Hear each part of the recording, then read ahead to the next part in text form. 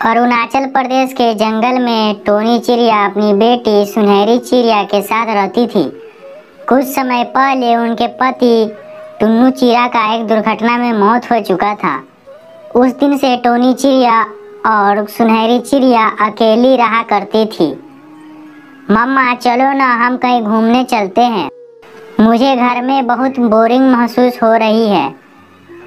अरे मेरी बेटी, हम इस जंगल में नए हैं, हम लोग यहाँ किसी को जानते नहीं, तो कैसे घूमने चलेंगे? नहीं मम्मा, मुझे घूमने जाना है तो जाना है।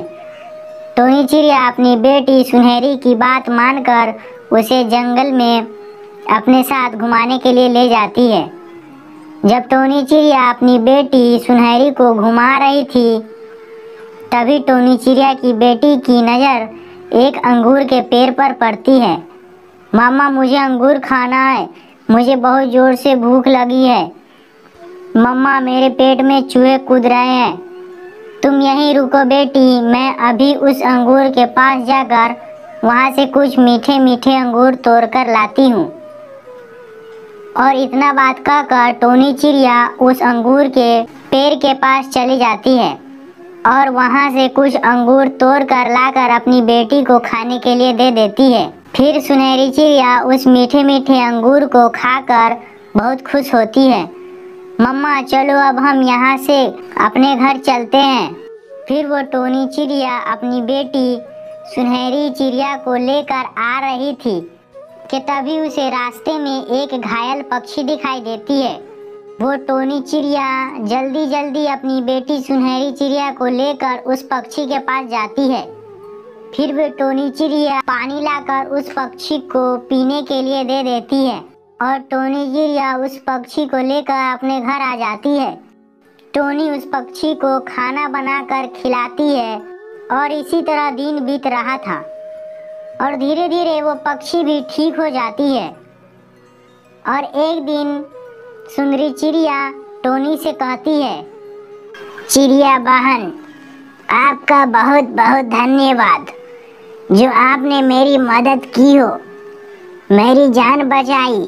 मैं एक जादुई पक्षी हूँ, मैं तुम्हें एक रोटी बनाने का यंत्र देती हूँ, इससे तुम जितना चाहे उतना रोटी बना सकती हो। और इतना बात कहकर वो सुंदरी चिड़िया वहाँ से गायब हो जाती है। टोनी चिड़िया उस जादुई मशीन से बहुत ज़्यादा रोटी बनाती है, जिससे टोनी चिड़िया ढेर सारा रोटी लेकर बाजार में जाती है और उसे बेचकर बहुत पैसे कमाती है और खुशी खुशी रहने लगती है।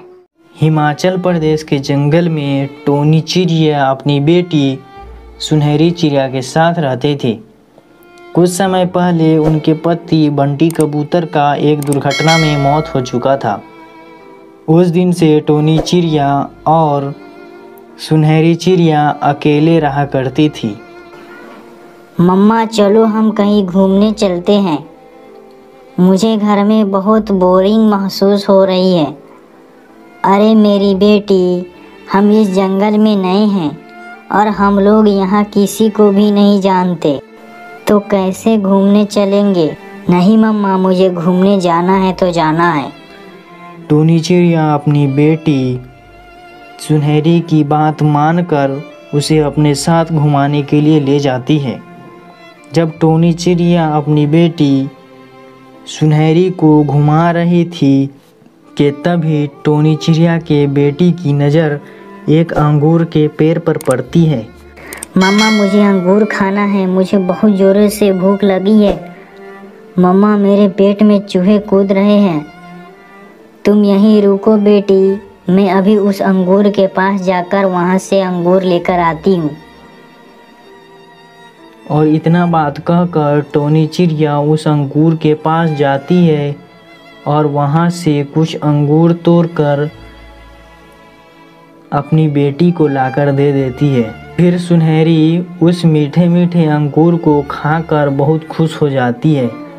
मम्मा चलो अब हम यहाँ से अपने घर चलते हैं। फिर वो टोनी चिड़िया अपनी बेटी सुनहरी को लेकर आ रही थी कि तभी उसे एक घायल पक्षी दिखाई देता है। फिर वो टोनी चिड़िया पानी लाकर उस पक्षी को पीने के लिए दे देती है। टोनी चिड़िया उस पक्षी को लेकर अपने घर आ जाती है। फिर टोनी चिड़िया उस पक्षी को खाना बनाकर खिला देती है। इसी तरह दिन बीत रहा था और धीरे धीरे वो पक्षी भी ठीक हो जाता है। और एक दिन सुंदरी टोनी चिड़िया से कहती है, चिड़िया बहन, आपका बहुत बहुत धन्यवाद जो आपने मेरी मदद की हो और मेरी जान बचाई। मैं एक जादुई पक्षी हूँ। मैं तुम्हें एक रोटी बनाने का यंत्र देती हूँ। इससे तुम जितना चाहो उतना रोटी बना सकती हो।